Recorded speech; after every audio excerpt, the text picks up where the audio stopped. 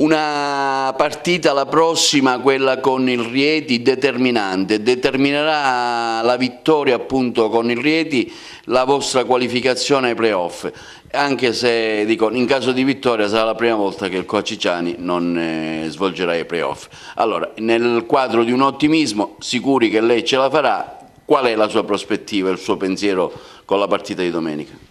Ma è chiaro che la partita di domenica è una partita fondamentale, è una partita decisiva, non abbiamo alternative alla vittoria se vogliamo avere la certezza di partecipare ai playoff e in caso di sconfitta dobbiamo affidarci alla casualità di incroci matematici e di incastri di risultati che oggettivamente è difficile prevedere, possono andare tutti nella direzione a noi più favorevole. Per cui dobbiamo concentrarci su questi 40 minuti,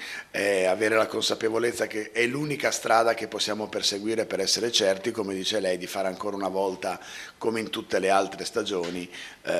qualcosa in più, ovvero di qualificarci per questi playoff e provare a viverli con uno spirito a quel punto sicuramente ritrovato. Ecco, quale sarà la sua strategia nel campo per cercare di smontare un po' il Rieti? Ma dovremmo essere capaci di giocare insieme, questo è fondamentale, giochiamo contro una delle migliori difese di questo campionato, è vero che in quest'ultimo periodo con l'avvicendamento fra Adegboye e Jackson da questo punto di vista si sono un po' trasformati, ma quella che è la qualità, la cifra difensiva e tecnica e di talento offensivo della squadra è rimasta inalterata,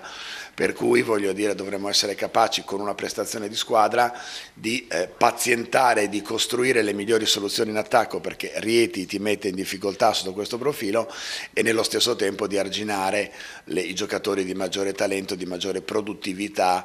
sotto il profilo invece della nostra difesa. Ecco, una battuta sulla squadra, è al completo o c'è qualche defezione? No, in questo momento siamo al completo, ma non esiste la parola defezione quando giochi 40 minuti che valgono una stagione o che valgono un risultato importante come i playoff. Chiunque ci sarà dovrà giocare,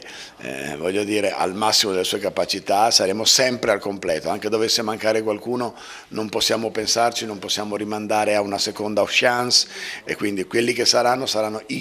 la squadra al completo che dovrà vincere questa partita. Mi riferivo anche allo stato di salute, alle malattie, un po' insomma a tutto il quadro generale. Ovviamente. Certo, acciacchi ne abbiamo, ma in questo momento della stagione tutte le squadre le hanno, non abbiamo